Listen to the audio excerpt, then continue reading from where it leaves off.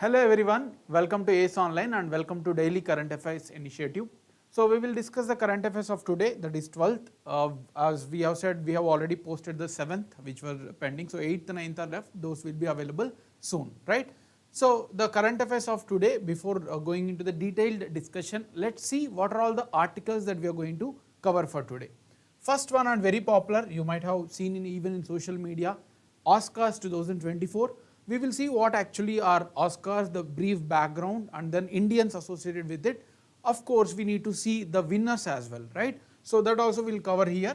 And then mission Divyastra, right? So there was a new test from DRDO conducted yesterday. Our Honorable Prime Minister has announced the same through the social media, that is Twitter, right? We will see what is mission Divyastra, what is Agni missiles, and what actually are ballistic. From very basic level, we will see about this machine, right? And then Citizenship Amendment Act 2019. So it was passed way back 4 years, like 4 years ago. But now the government has come up with the rules to implement the Citizenship Amendment Act.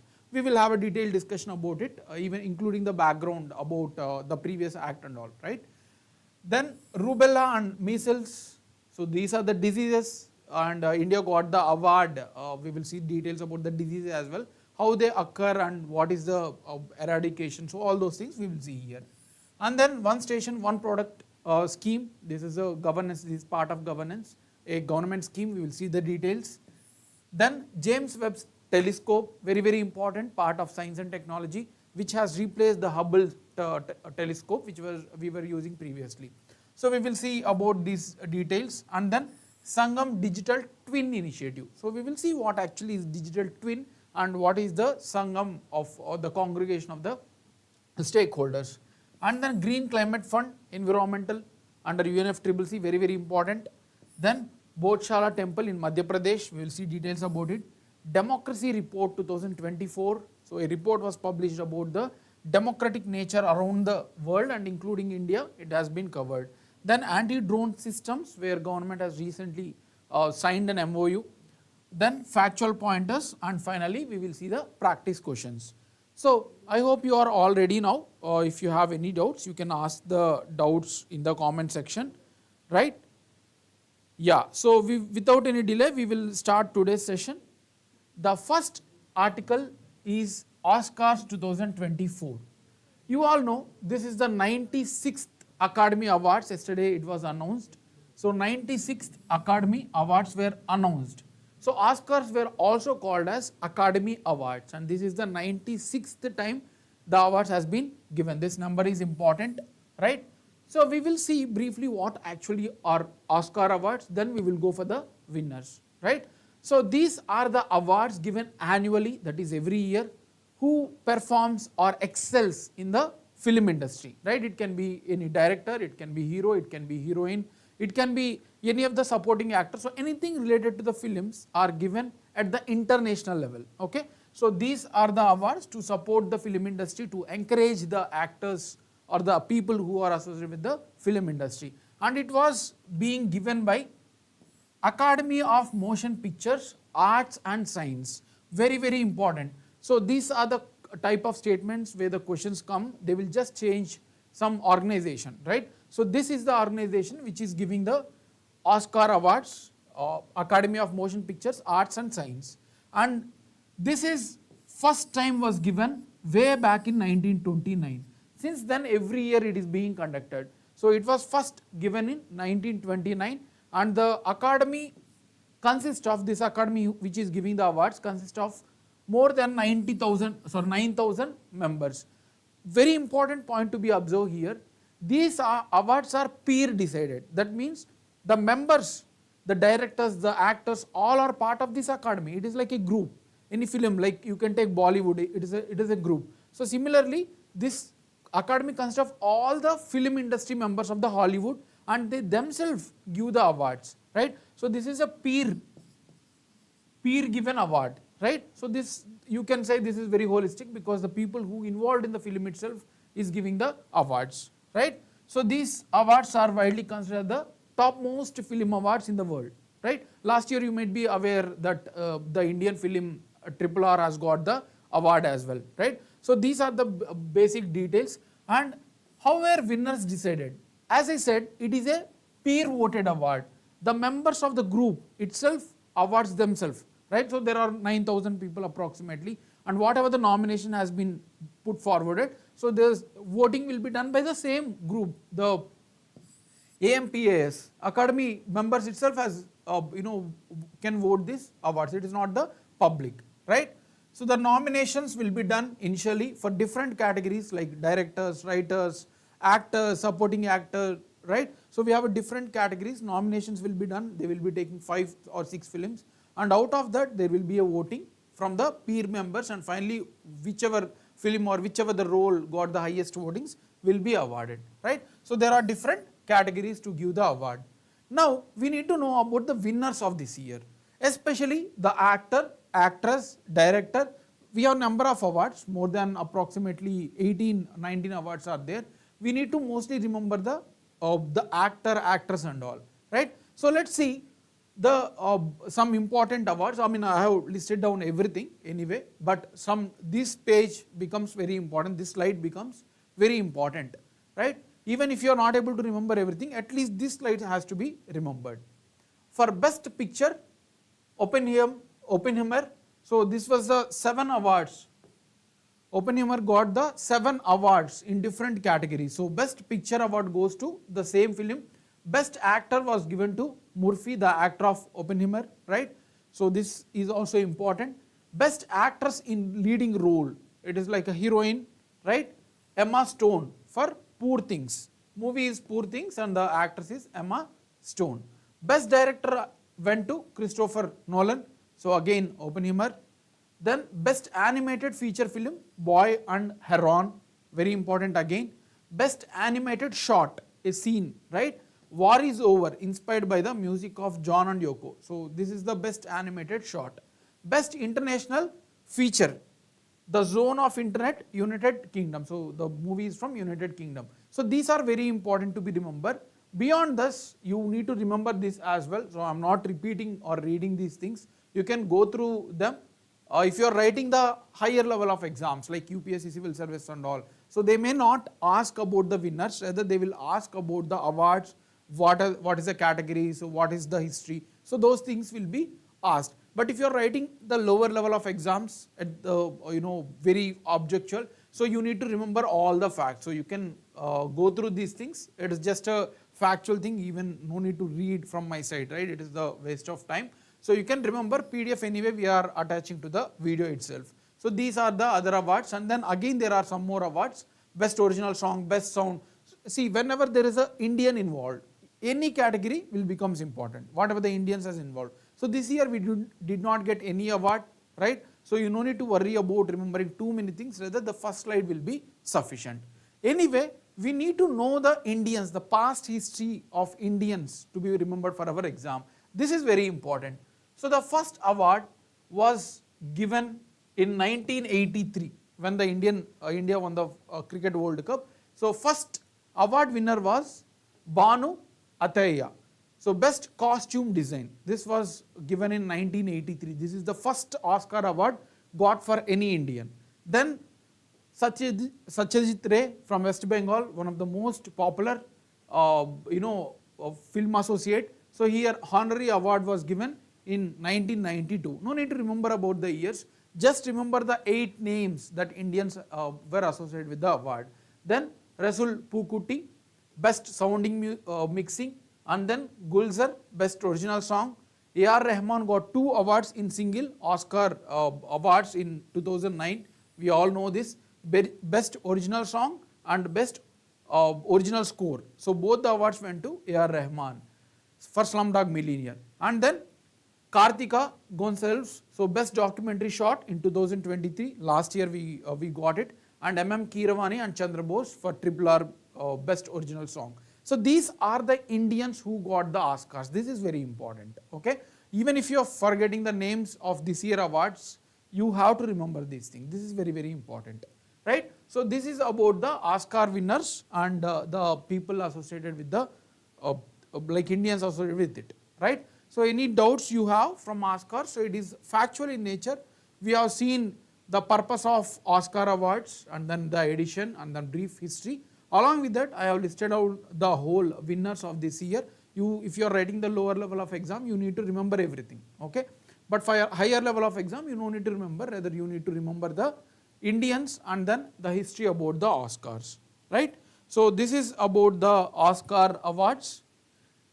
Next and very important article, every fact related to this becomes very important, right?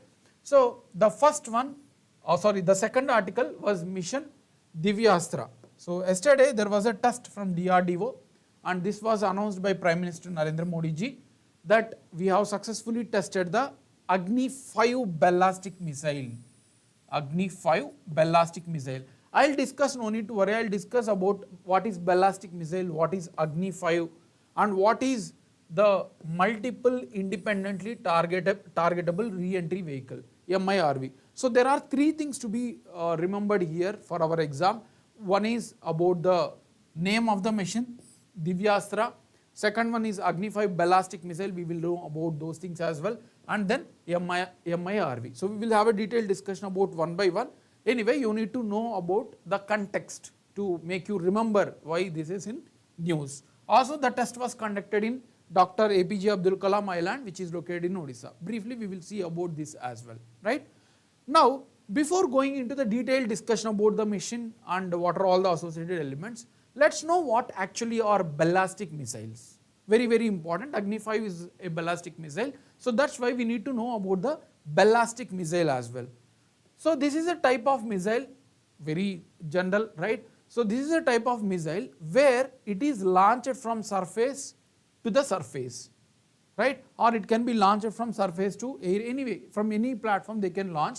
But one very unique feature of ballistic missile is this, that it is launched into the atmosphere and the trajectory is parabolic. So you can see here, the trajectory is parabolic. It will cross atmosphere, it will reach out to the beyond the atmosphere level and then it will target to the defined destination. So it can be one target, it can be multiple targets, I will show you. Okay, so ballistic missiles are fire and forget. That means once you fire from here, you cannot control it unless until there is a anti-missile thing used by some other, some other platforms. You cannot, once it is fired, you have to forget. Right? So it will automatically target the destination and it will destroy the targets, right? So it goes beyond the atmosphere. So you all know atmosphere we have different layers, right? Troposphere, stratosphere, mesosphere, ionosphere. So all these layers are crossed. It will go completely above the atmosphere and then it detaches from here, right? So there are multiple warheads. In the single missile we can create multiple warheads and from here there can be different targets which can be launched. So these are the ballistic missiles, okay? So these are ballistic missiles and there are, as I said, it goes beyond atmosphere and it can target multiple targets at a time.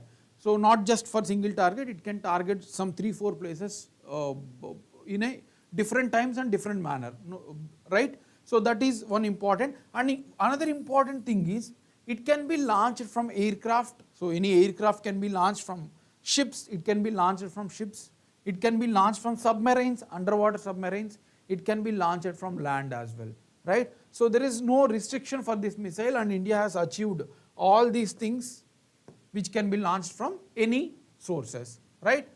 Now let's move to what actually is Agni 5 missile that was tested, okay? So you understood the ballistic missile, it is a fire and forget which goes beyond the atmosphere and go in a parabolic trajectory hitting the multiple targets at a go. So that is ballistic missile and Agni 5 missile is one such ballistic missile.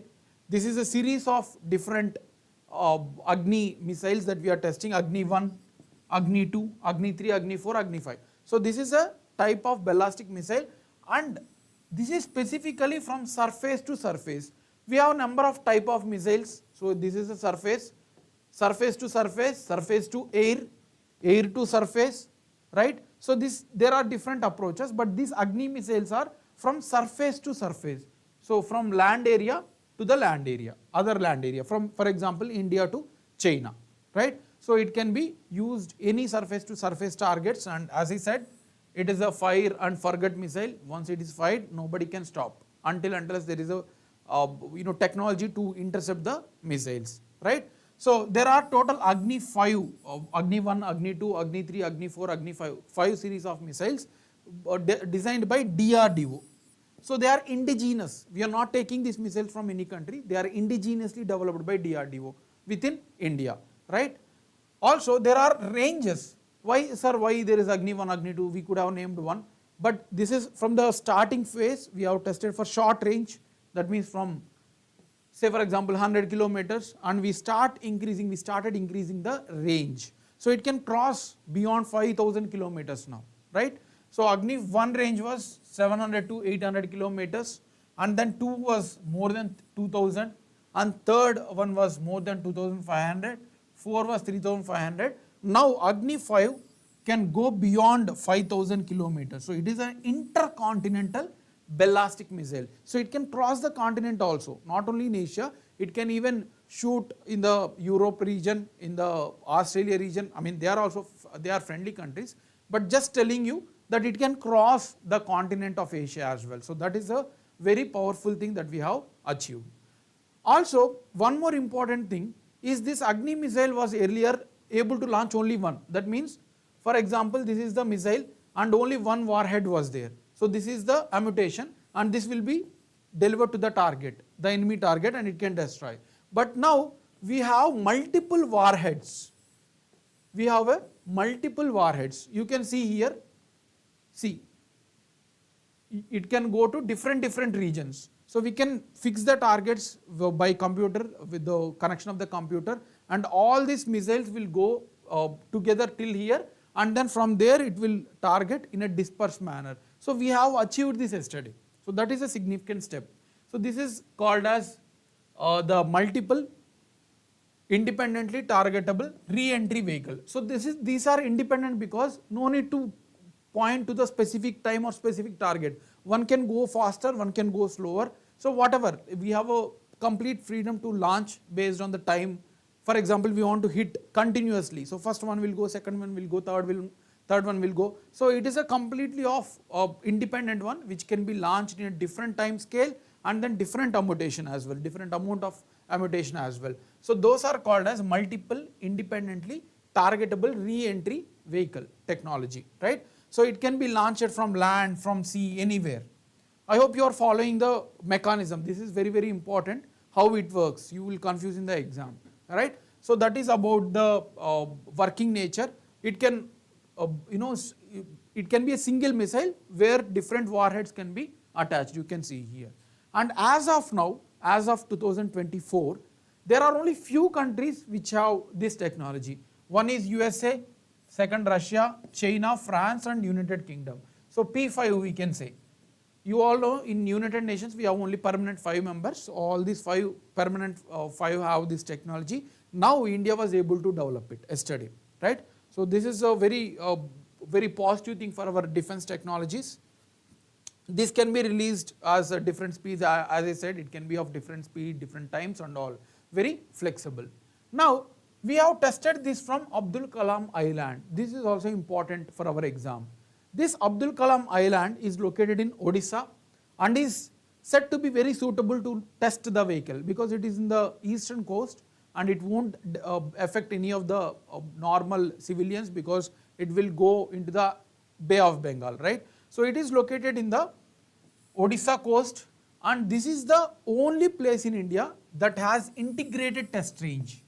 Integrated test range means we can test any missiles, whether through land, whether through air, it can be nuclear, it can be anything. So everything can be tested here, and this is the only one which we have integrated test range in India. Very important fact. And all indigenous missiles are being tested from here only, right? We have different ranges, Pokhram and different other ranges, but this is the one which we are using to test our all indigenous missiles. And the island, the total length of the island is 2 kilometers and area is approximately 390 acres. Sometimes they may ask these questions as well, right? So that's why I am explaining you this.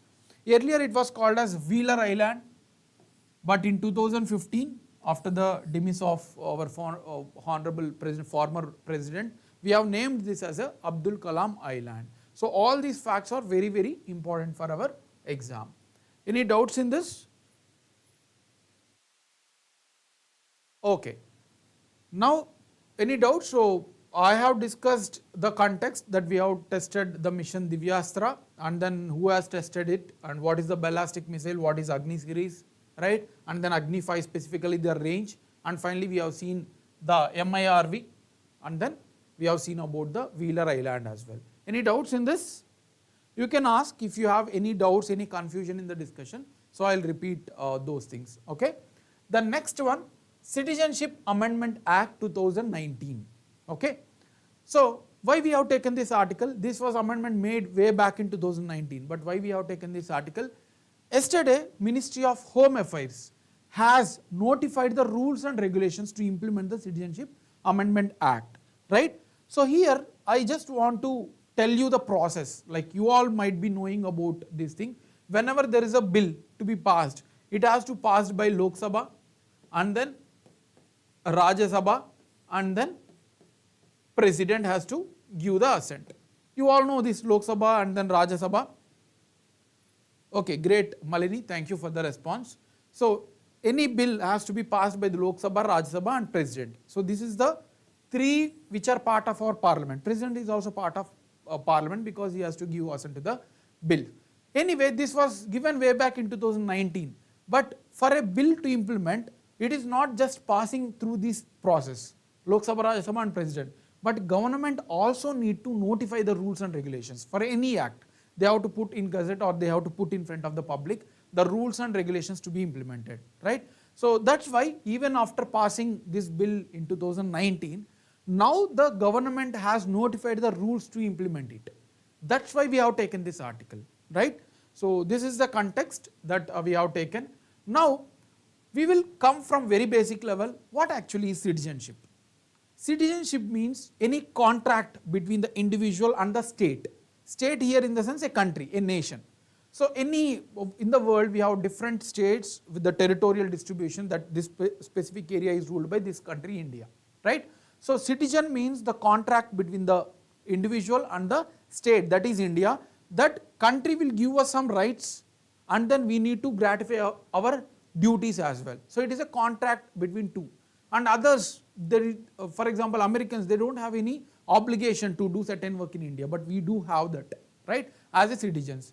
Now, who are all the citizens? That is decided by the constitution or rules, regulations, laws of the land, that is country, right? So that is the citizen concept, right? Now, what is the Indian citizenship? What is the case of Indian citizenship? You all know the history, at least the very popular one, that we have divided our country into India and Pakistan way back in 1947, right? So there were some people who has shifted towards Pakistan and then some people who has shifted from Pakistan to India in the migration after the independence, right? So constitution was not very clear what to do. Constitution was made way back in 1950. It came into implementation from January 26, 1950. But that time country was in volatile condition because of the people migrating. So that's why what constitution has done, constitution has not clearly mentioned what is citizenship, who are eligible and all. Rather they have just said that parliament will take care in the future. As of now we are giving some rules and regulations from article 5 to 11. They have mentioned clearly who are all can be citizenship from Pakistan as well as India, but not very in elaboration manner. Whatever the parliament feel time to time, they can do the changes, right? So the most here we need to note that there is no definition of citizenship in the constitution, or the rules or regulations who has to hold and all were also not clearly mentioned. So it has given more power to the parliament to change whenever they need it, right? So this is the concept. India has two types, one is citizens and others are aliens. It can be friendly aliens like USA or Russia, those are friendly countries, or enemy aliens like China and Pakistan. So those who are holding the citizenship is called as Indian citizens and others are called as aliens, okay? So they enjoy all the civil and political rights like right to vote and all. And one more very important thing, Indian constitution allows only single citizenship. That means any person from India cannot hold two citizenships concurrently. That means as an Indian I can hold only Indian citizenship, and if I am taking US citizenship, immediately I lose the Indian citizenship. That is the constitutional obligation, that only one citizenship can be held at a time. No person can hold two citizenships in India, right? So this concept, as I said, was given power to the parliament to make changes. It also kept under union list. Citizenship was kept under union list. So we have discussed this multiple times that under the 7th schedule, we have three lists: central government union list, concurrent list which can take care of both the governments, and then state list which is exclusive to the state government. So here citizenship was kept under the union list, so only parliament can make changes. The states cannot have right or does not have any power to give or change the citizenship criteria, right? So this is the important elements related to our constitution provisions. So what we have seen here, we have seen what is citizenship and what constitution has given to the parliament, and the citizenship, the concept of citizenship was mentioned in the union list. Now, as I said, there is no rules clearly mentioned by the constitution who are all the citizens and all. It has given power to the parliament. That's why parliament has brought a separate act in 1955. Constitution came into the picture in 1950, January 26, and the citizens or the people from India and Pakistan kept changing for some years. They have settled down now after 3-4 years. Now parliament has felt that this is the time to implement the Citizenship Act in India. So they have passed an act in the parliament which is called as Citizenship Act 1955, where they have clearly mentioned who are all the citizens and how they can lose the citizenship, how they can gain the citizenship. Everything was clearly mentioned under the Citizenship Act 1955. These are all things does not mentioned in the constitution, rather it was clearly mentioned in the Citizenship Act 1955. And they kept amending this whenever necessary. 2003 we have amended. So there are 1986 we have amended. So we have made lot of changes to this act, and also we made change in 2019. We have made changes in 2019, that is called as Citizenship Amendment Act 2019. So already we had an act in 1955, we had made certain changes in 2019, that is called as a Citizenship Amendment Act, right? So in 1955 Act, we have clearly who can get, who can not get this citizenship, what is the process to get, everything was clearly mentioned. We are not discussing those things, that is part of our polity. Anyway, we will discuss the amendment made in 2019. So that's the rules has come into the enactment or the implementation since yesterday. Let's see what are all the changes made by Constitutional Amendment Act 2019. First and very important thing is the government has or the parliament has given allowance, or they have allowed the illegal immigrants from 3 countries, that is Pakistan, Afghanistan and Bangladesh. Now we already know that we are all citizens of India, but the act is allowing the new persons to gain the citizenship, right, Indian citizenship. So they have clearly mentioned that only those people from Afghanistan, Pakistan and Bangladesh can apply for Indian citizenship, right? But they have clearly mentioned the criteria of the people as well, not just from countries, but those who belongs to Hindus, Sikhs, Buddhists, Jains, Parsis and Christians of these 3 countries can apply for Indian citizenship. If you have observed this, here they have not mentioned about the Muslims, right? Because these 3 countries are Muslim majority countries, Afghanistan, Pakistan, Bangladesh, you all know. That's why only the minorities of those countries will be allowed into India. That's what the act has said, right? And also they have kept one more criteria. First criteria is based on the nationality. Second criteria is based on religion. And third criteria is based on date. So whoever have entered India before December 31, 2014 belongs to these countries and these religions will be given citizenship in the next 6 years. So in the next 6 years, so it was passed in 2019, whoever have entered into India before December 2014, we will give citizenship in the next coming 5 to 6 years. That's what the Amendment Act has mentioned. Similarly, one more important thing, the 1955 Citizenship Act says that any person who want to get citizenship of India, they need to stay in India continuously for the 11 years. By simply just coming from other country and you are applying for citizenship, we are not going to give you. You have to stay in India for 11 years. That was reduced to 5 years by Constitutional Amendment Act 2019. They have reduced, okay fine, you have entered 2014 December before and you have to stay continuously in India for 5 years, then we will be giving you, right? So that is also one important criteria. Also, they have exempted certain areas. Not all throughout the India these people can stay. There are some exempted areas, the tribal regions of Tripura, Assam, Meghalaya, Mizoram, these are all the regions where tribals live.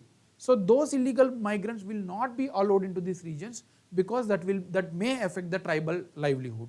That's why the act clearly mentioned that these tribal regions, including Manipur was added later, and some protected areas in Mizoram and other areas, they have excluded that illegal migrants will not be allowed to stay in these regions, right? So this is the region, these are the regions where they will not be allowed, right?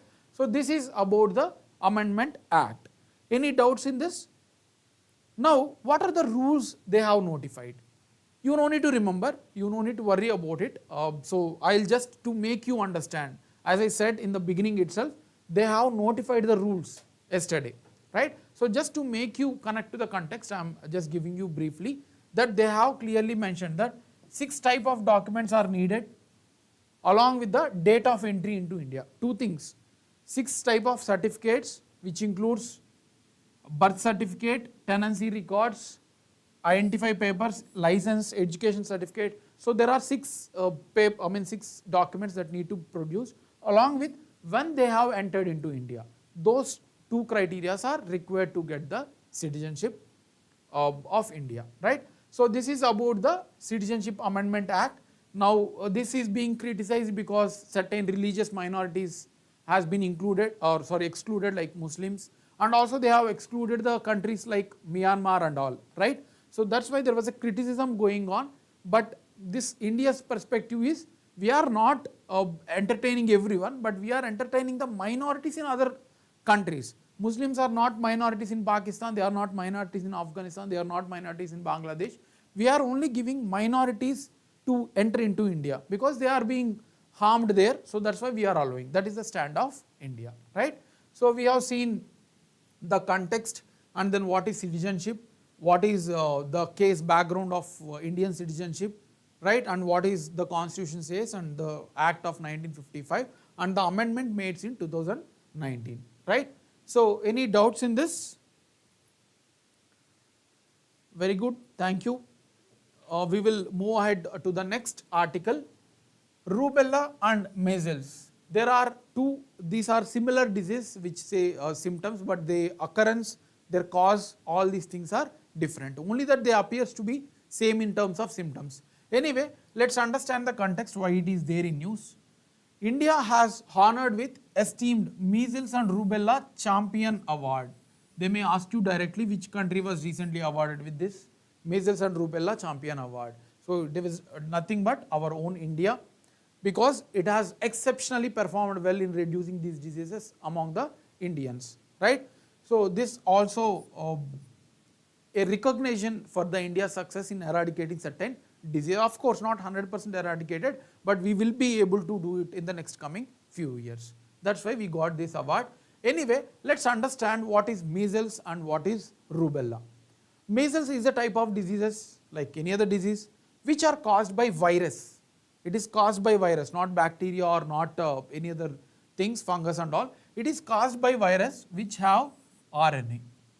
I told you in one of the previous sessions that the human body is made up of cells, and within cell we have nucleus, within nucleus we have chromosome, within chromosome we have a DNA. That is for humans. Similarly, virus also have the cells and the nucleus, so this RNA is the one which is located in the virus, right? So these are made up of, this disease is caused by the RNA virus, a single stranded ribonucleic acid. DNA is a double helical structure and RNA is a single structure, single thread. So it belongs to the genes of morbilli virus. This is also very important. Morbilli virus is the genes, a variety. So among this morbilli, again there are certain different types of viruses, right? So this virus belongs to morbilli virus, and this is highly contagious, like COVID, how when you sneeze or how when you cough. So it is highly contagious. When you come contact with the person who was already affected by measles, you will also be contaminated with this disease. So it is highly contagious. By just interacting or talking, you can get those disease. So this is one important thing to be remembered, right? Then it infects respiratory tract. It is infected at the respiratory tract within the humans. Which place is affected by this measles, they may also ask you in this exam, right? So this is a exclusive to human disease. So this measles is a cause in humans only. There is no single case that has affected in the animals. We never recognize that measles has affected the animals. So it is exclusive effect on humans. Very important fact to be remembered.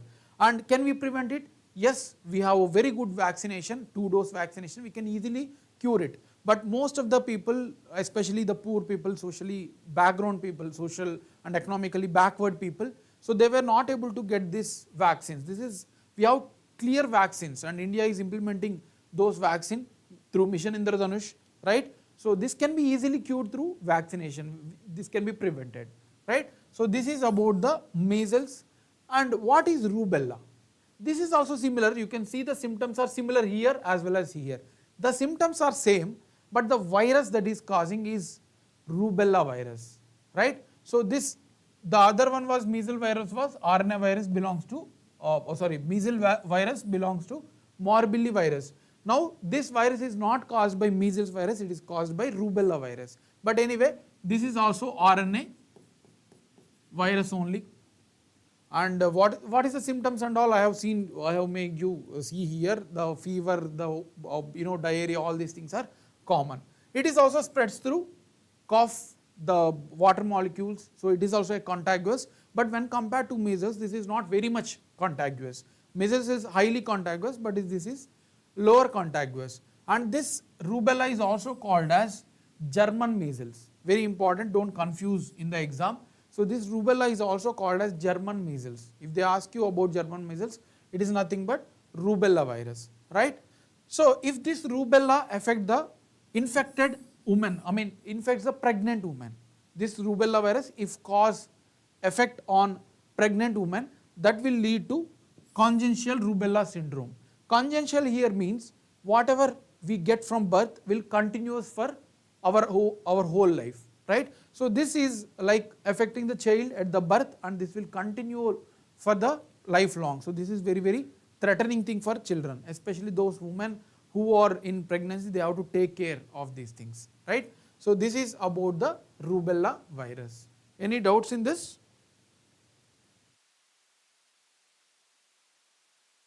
Right? So we have seen the award which India got, and then we have seen about the measles virus, how it is caused, what are the facts related to it, where it is affected respiratory tract and all.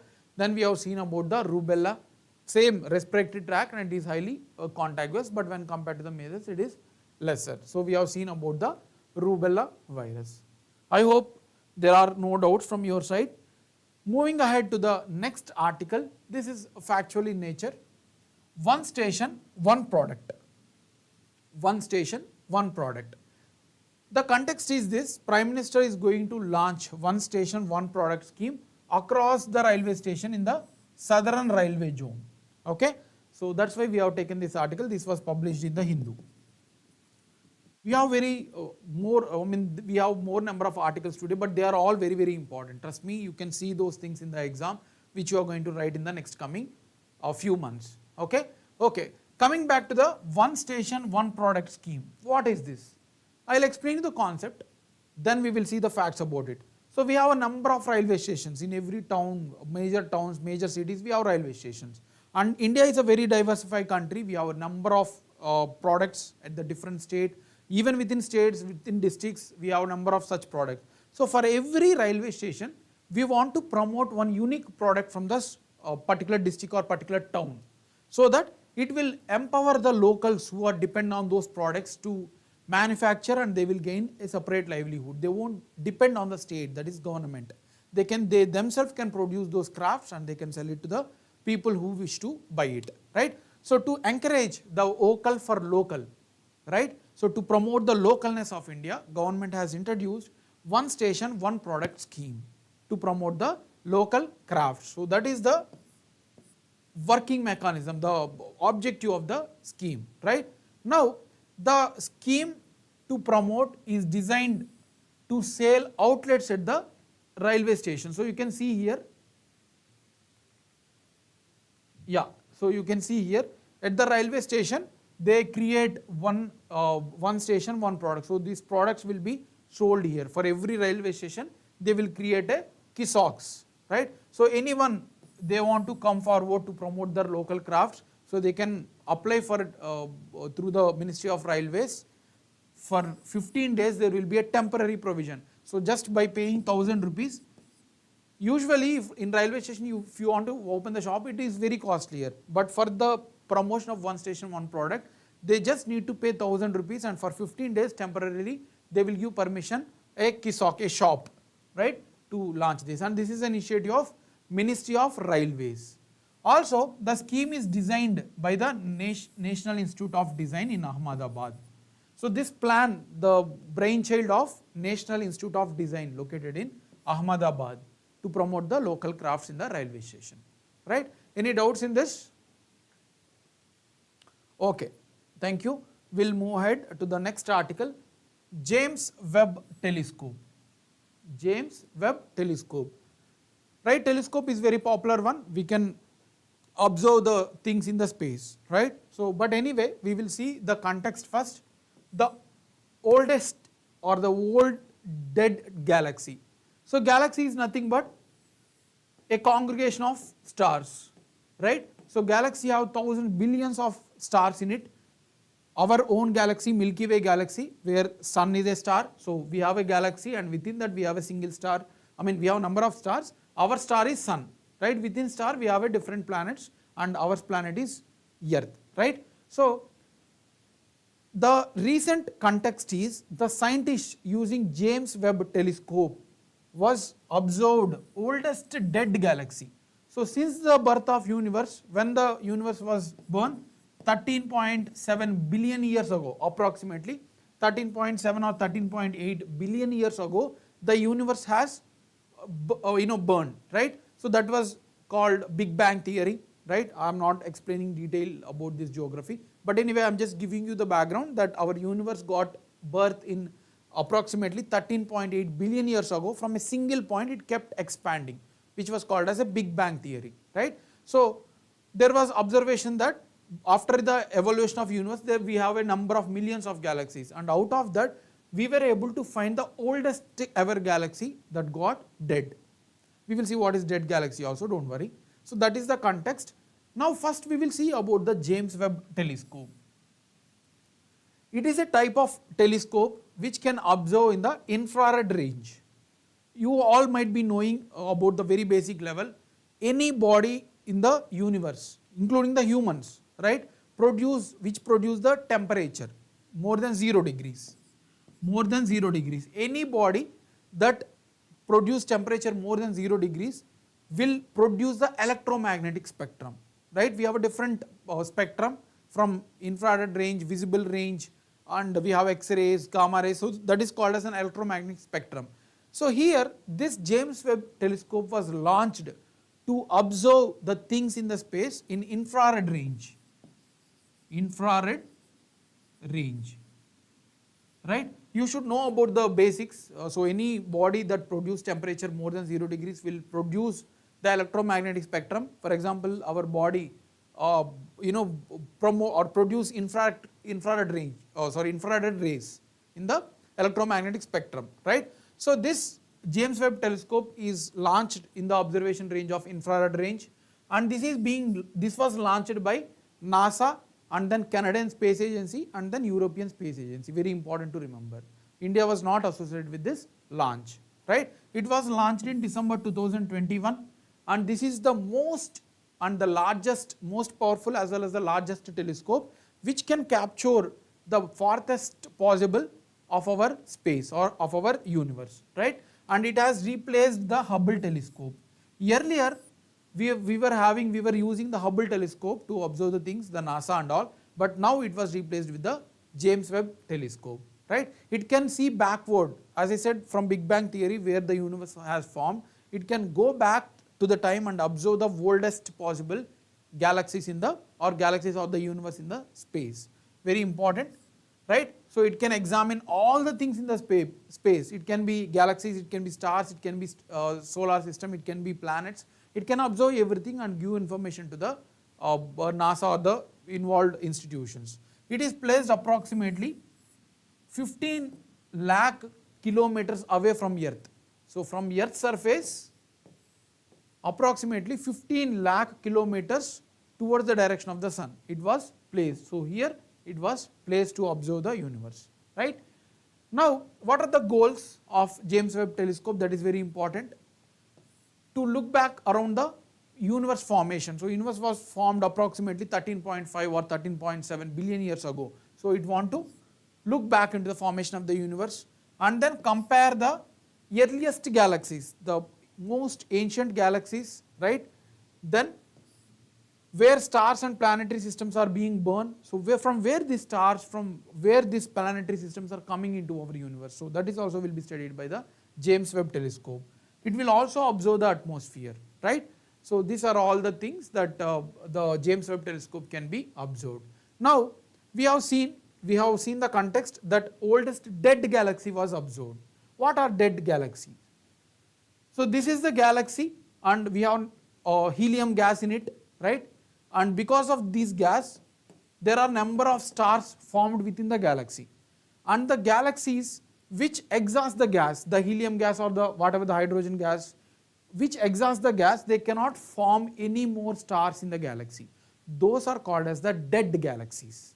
And we were able to find the oldest dead galaxy. So if you see the time scale, we are now here in 2024 and universe was formed 13.6 billion years ago approximately. So we have seen the oldest dead galaxy.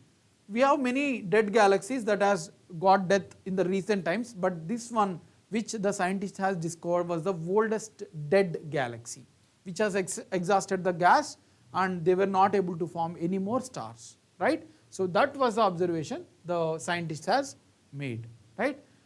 Any doubts in this? This is a little bit complex. Anyway, I have explained you to make you understand in a better manner, right? So you can read the facts as well from this. Like these are all not very relevant. Just understand that we have discovered this using the James Webb telescope. Any doubts in this? Any doubts? Yeah. So if you don't have doubts, we will move to the next article, that is Sangam Digital Twin Initiative. Sangam Digital Twin Initiative.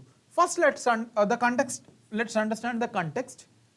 Recently, Department of Telecommunication under Ministry of Communication, they have launched the Sangam Digital Twin Initiative. That's why the context we have taken this, and which department is involved is very, very important.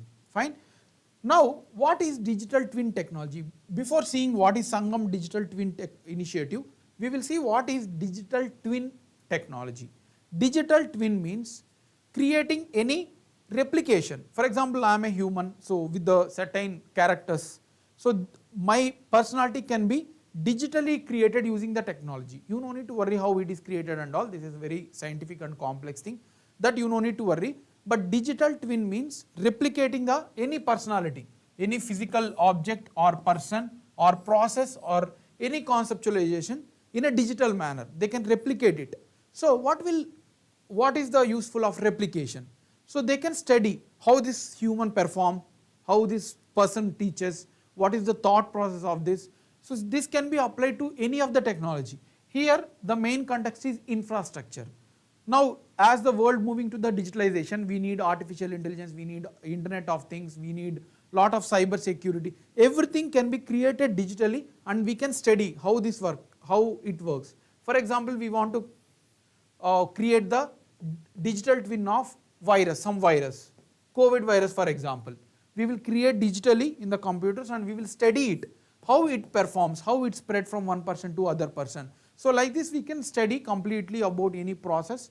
That is called as a digital twin technology. right? So any doubts in this digital twin technology? Now what the government has come up with? Sangam means a congregation, right? So it is a congregation, the coming of together of the people. Sangam Digital Twin Initiative. From this initiative, government want to create the digital twins associated with the infrastructure. It can be anything, it can be buildings, it can be digital infrastructure, right? It can be artificial intelligence, everything related to the infrastructure specifically. Government has launched that we will create a digital twin of the infrastructure of various aspects and we will study it. So in future, we will know how we can save the resources, how we can create the big infrastructure in a simple manner. So that's for those things government has encouraged to come people together, discuss everything and how we can go forward. So very factual thing, right? So this is about the digital twin Sangam initiative. So here government will integrate 5G, IoT, artificial intelligence, all the stakeholders, private, public, companies, everyone will come together, everything related to digital technology will be discussed, right? So that is the objective of this initiative. Malini, you have asked one doubt, sir, how they measure old dead galaxy and new dead galaxy? What is the difference, new and old? See, new and old here is, I will show you. We have a time scale, as I said, we were in 2024. And here we have a 13.6 billion years ago. 13.6 billion years ago. Okay? So this is the time scale. This was the years past since. So from we have a James Webb telescope, so it can capture the amount of gas.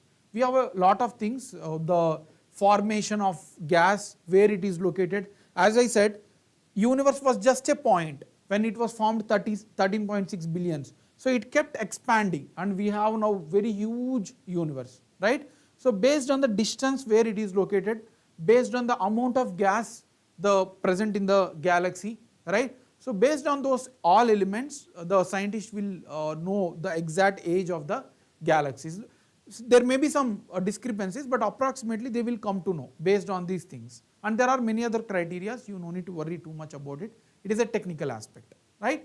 So that is about the, like how they can know about the galaxies, what is the age and all. Mainly the gas, the amount of gas. Our space is made up of helium, even sun is made up of helium, isn't it, right? So this gas and the distance that it is located from the earth or from some reference objects, based on that they will know the age, right? Yeah. Next article, Green Climate Fund, very factual in nature but very important. Recently our SIDBI is a development bank, small industries development bank. So I will discuss about SIDBI, don't worry. Let's understand what is development bank. We have a different banks, SBI, right, ICICI, HDFC, these are all working for the profit. They will give loans to anyone. But SIDBI is development bank is a type of bank which exclusively focus on certain sectors. It can be agriculture, it can be industry, it can be any social, education, health. So developmental banks are those banks which specifically focus on the sectors, any specific sector.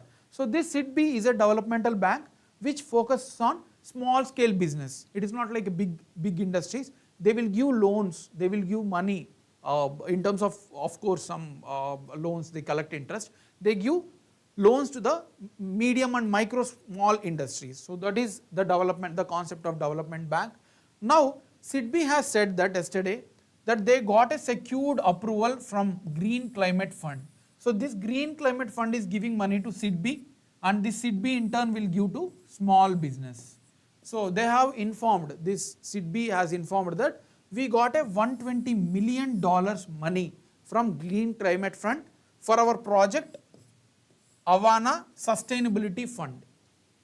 There are a lot of things to be remembered from this article. First one is developmental bank, I have explained you, and then SIDBI, which is working specifically for medium and micro small industries.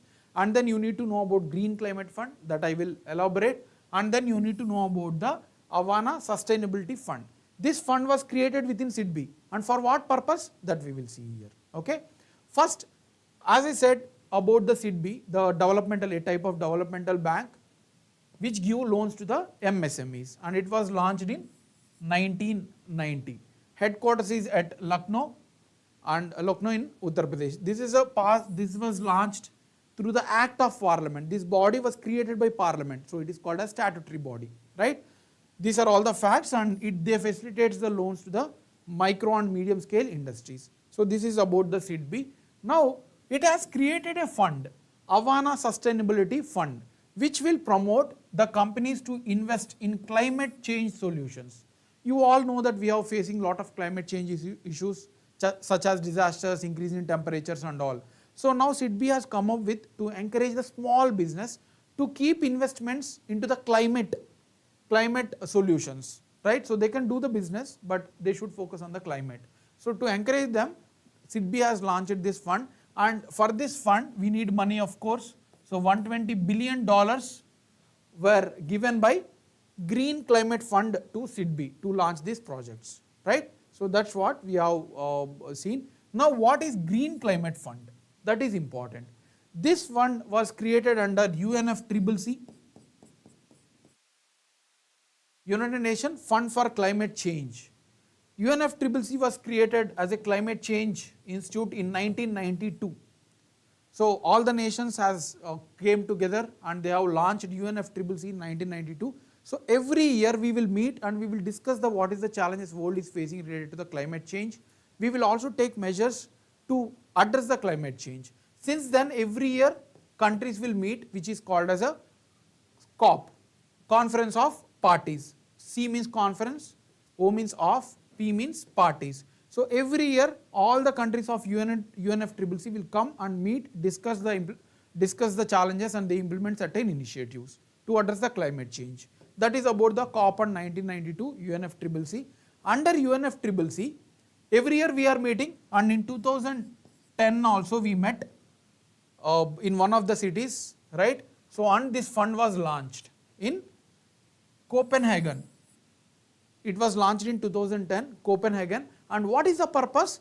They want to give funds to the developing and underdeveloped countries, not for developed countries. Developing and underdeveloped countries, the funds will be given and try to address the challenges that they are facing. Because developed countries has the funds. So if something related to disasters or climate change happens, they can handle it. But the developing and underdeveloped countries, they do not have funds to even for food, health and all. So how can they put efforts to address the climate change? So for this particular purpose, Green Climate Fund was created to give support to the developing and underdeveloping countries related to the climate change, addressing the climate change events, right? So it was established in 2010, very important.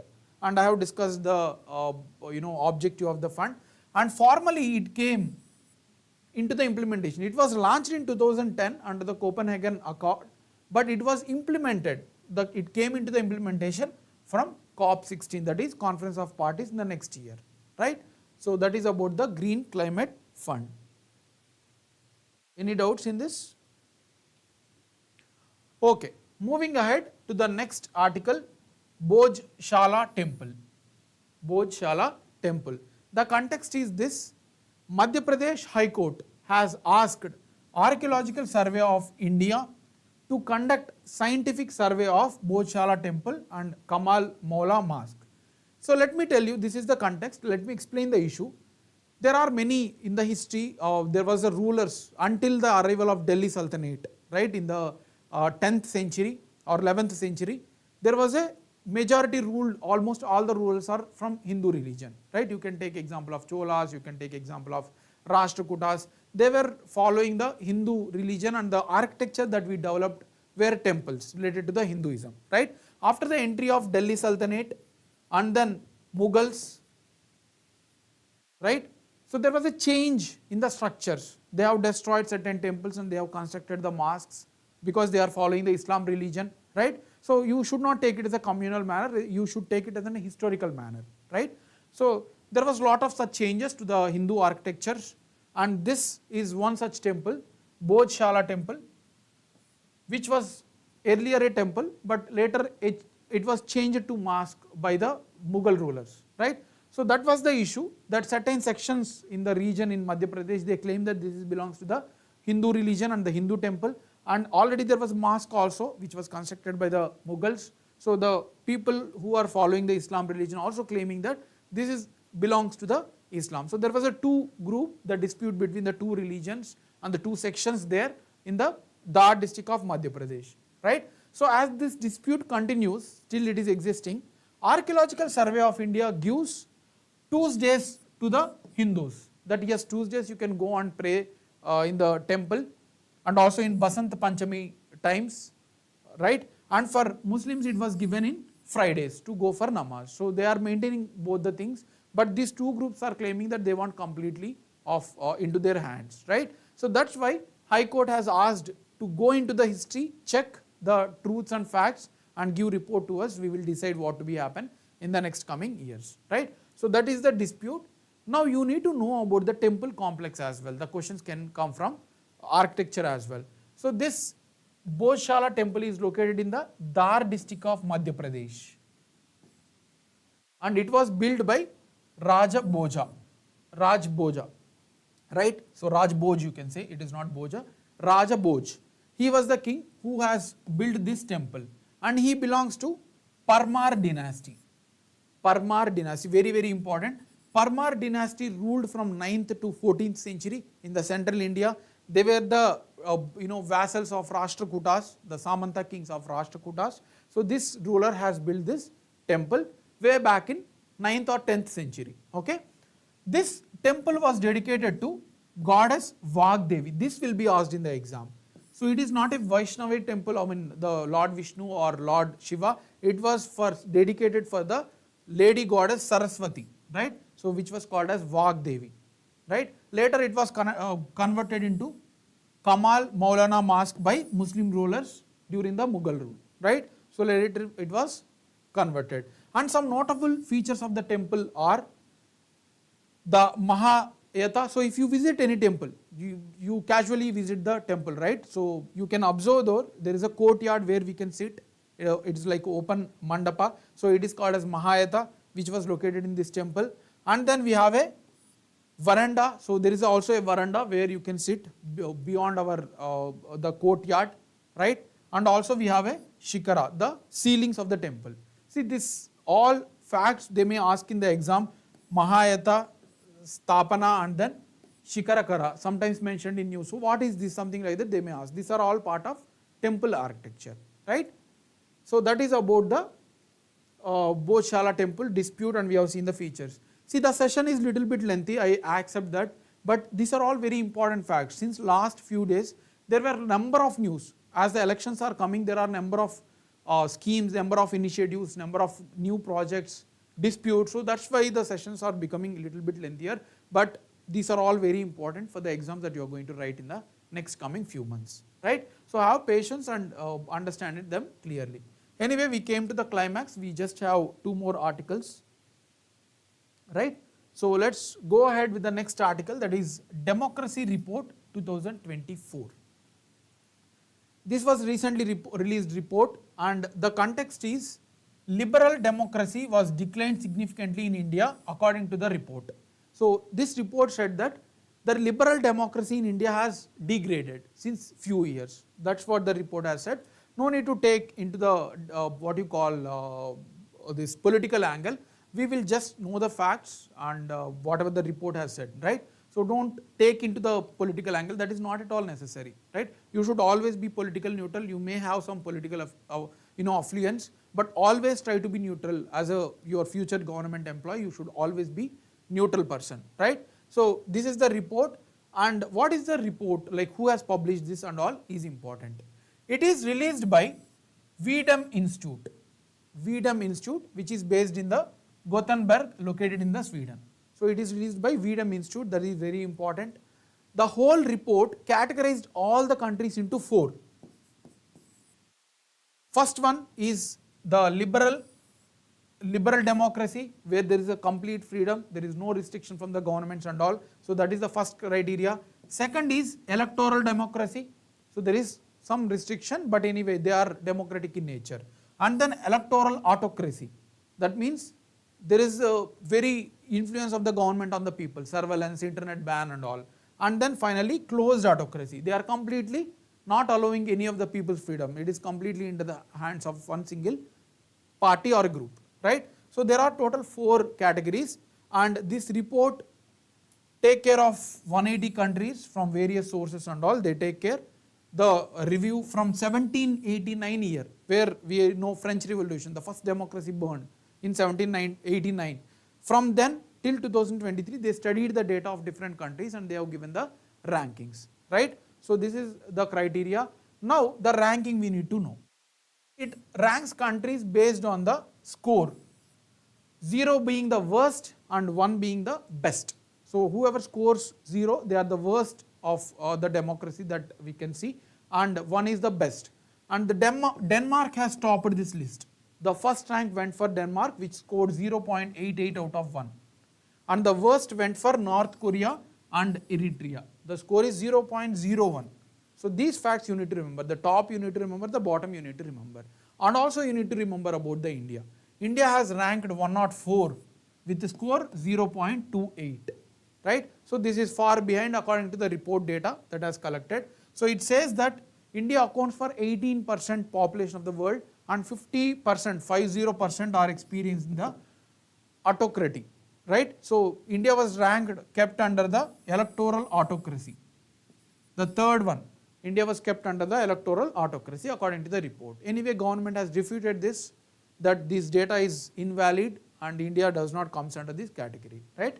So these facts you need to remember for the exam.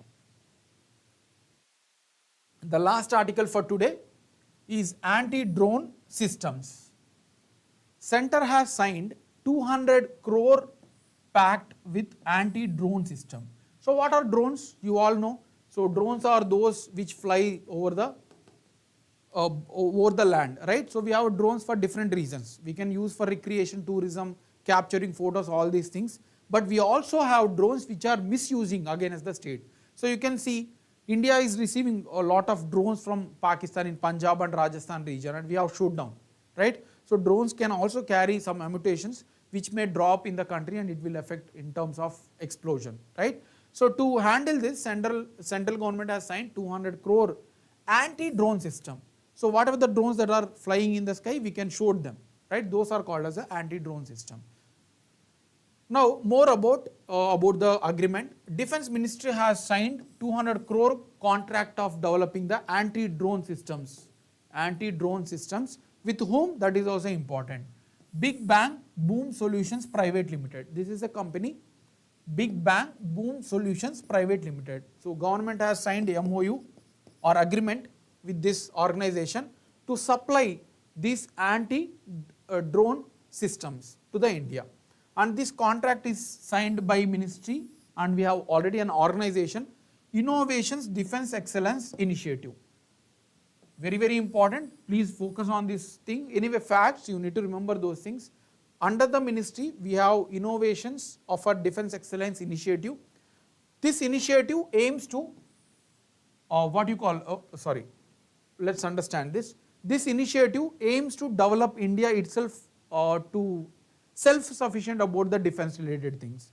We were mostly importing the missiles from Russia, USA and many other countries. So this initiative was launched in 2018 to create innovation and technology related to the defense within Indian borders. We ourselves need to develop the technology. We should not depend on other countries. That's why this initiative was launched, and this initiative was being funded by Defense Innovation Organization. So this initiative was launched by Defense Innovation Organization, which is a non-profit NGO, right? So this facts are very important. Under Ministry of Defense, we have this initiative, and this initiative was handled by this organization. And this purpose of this initiative was to self-dependent for India related to the defense projects, right? So that is the thing. And now this being, they have signed the agreement with the anti-drone systems, right? With this organization to give the anti-drone systems, which can shoot out the drones to destroy and to make safe India with related to the enemies, right? So that is about the project. Any doubts in this? We have seen the context, we have seen what is drones, what is anti-drone system, and we have seen which organization, which initiatives are handling, and on initiatives under one particular organization, right? So this is about the initiative of the agreement between India and the Big Bang Boom Solutions Private Limited. We have two factual pointers, very direct. Our Honorable Minister for MSME has launched MSME Technology Center in Sindhudurg, Maharashtra. Right? MSME Technology Center was recently launched in which state, they may ask? Sindhudurg in Maharashtra. That is a fact. Next one, the Minister Jitendra Singh has launched National Speed Breeding Crop Facility. What is speed breeding?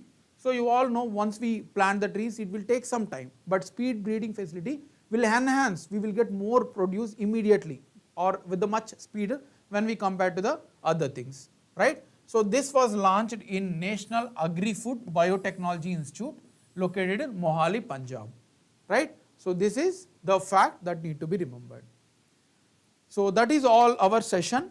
Now we will solve the questions. I understand this is a little bit lengthy session. There are a lot of facts. Even if you are missing out something, this will be available in recording format. Try to understand, try to remember the facts so that you will be able to answer the current affairs questions, right? Any doubts you can post here, I will explain you. If you have any doubts, we will move to the next session, the last session, that is the questions. So we have seen the lot of articles today, we will see some questions. First one, which of the following statements about mission Divyastra are correct? Right? So we have discussed very exhaustively about the thing. First one, first statement, under the mission, an Agni 5 missile equipped with multiple independently targetable re-entry vehicle technology was tested. So the statement is saying that through the mission we have tested the Agni 5 missile using MIRV technology. That is the first statement. Second one, the mission was spearheaded by ISRO with the support of Ministry of Defence. So that is the second statement. With the successful implementation of the mission, India became the first country in the Asia to have a multiple independently targetable re-entry vehicle technology. These are the three statements. So any doubts? I'm expecting answer. I'm expecting answer from your side. Yesterday only we have tested this and we have discussed this exhaustively, right? So you might have listened when I am teaching. So try to answer this. So someone have said it C. Let's see this. What is the answer? Fun Channel has answered it as C. Let's see the statements. Yes, it has tested Agni 5 using MIRV technology. First statement is correct. So you can eliminate this. Second one, the mission spearheaded by ISRO with the support of Ministry of Defence 2 should be wrong. So option D is wrong because this is done by DRDO, not ISRO. So second statement should be wrong and now we are with A and C. Third statement, with successful implementation, India is the first country in Asia. No, India is second. First is China. I told you all P5 countries has that. That observation has to be made. So China has the technology. So India is second. Third is also wrong. Answer is A. So Ramya has answered it as correct. Okay. So any doubts? We have discussed this, right? The China was already having it and it is part of China. It is developed by DRDO, not ISRO. Answer is A. Very good, Ramya. Keep it up. The next question. Which of the following Indian personalities was the first to receive Oscar award? We have seen who are all the 8 Indians who got this award. A.R. Rahman, Banu Athaya, M.M. Keeravani, Satyajit Ray. So what is the answer?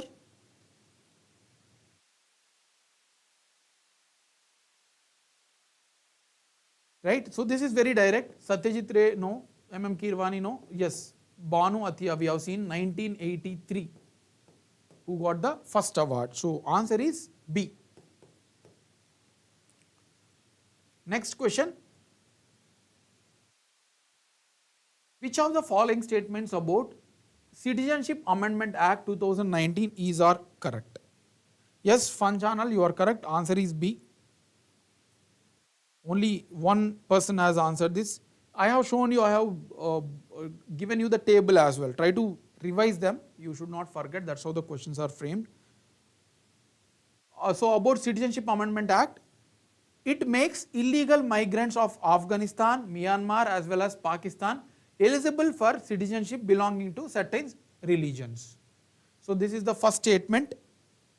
Second statement, for citizenship by naturalization, the duration for the residence in India is reduced from earlier 11 years to 5 years. So I said I have discussed this particular point about staying in India. So this is the second one. Those who granted the citizenship under the act can have a dual citizenship. So two citizenship can be handled for those who are given with this citizenship. So I am waiting for your answers.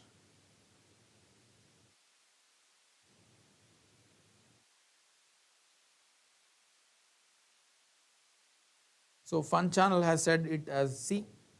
Let's see what is the answer. Any other answers from your side?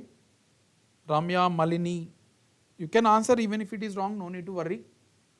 So let's check the answer. It makes illegal migrants of Afghanistan, Myanmar, Pakistan are eligible to hold their citizenship from specific religions. Fine, this is correct, but Myanmar is not there. There is a Bangladesh, Afghanistan and Pakistan. So first statement stands wrong and you got the answer directly. So answer is C. Second one is correct. Yes, 11 years they no need to stay, they can just stay for 5 years. And there is no concept of dual citizenship in India. It is only single citizenship. Once they get, they will lose whatever the citizens that they have. So answer is C. Right, you are all correct. Vinila, Fun Channel, Ramya, Malini, all of you are correct. Next one, Green Climate Fund is an initiative implemented under. Green Climate Fund is an initiative implemented under World Bank, United Nations Environment Programme, United Nations Framework Convention on Climate Change, Global Environment Facility. So direct question, we have discussed this Green Climate Fund which has given $120 million fund to SIDBI, right? So tell me what is the answer for this?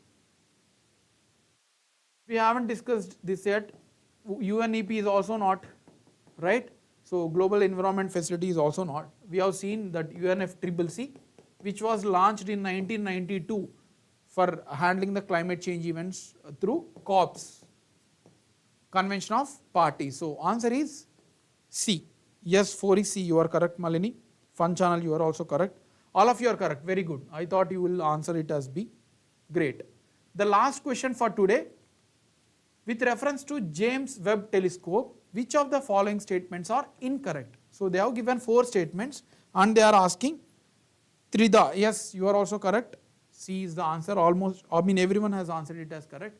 Let's see who will answer this question. This is a little bit tricky question.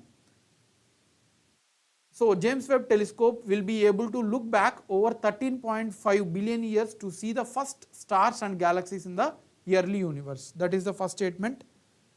Second one, the telescope works in the infrared spectrum. So that is the second statement.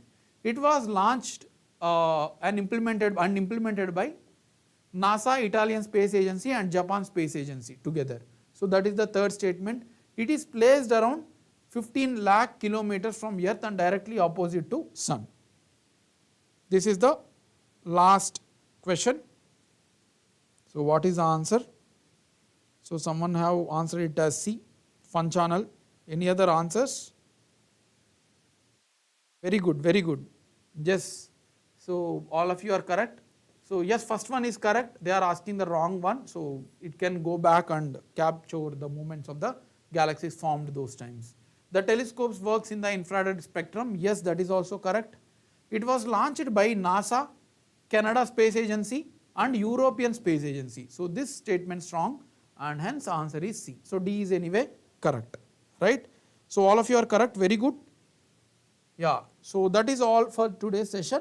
We are also recording the sessions of 8th and 9th November. From the coming days also we are expecting that there will be more news because of the elections and other things across the state. So you can expect a lengthier sessions, but I'm not going to leave any of the articles. I'm taking it from Hindu, Indian Express, Times of India, and then Press Information Bureau. So if you are following the sessions, you don't need to read any newspapers. I'm discussing everything relevant for our exams here, right?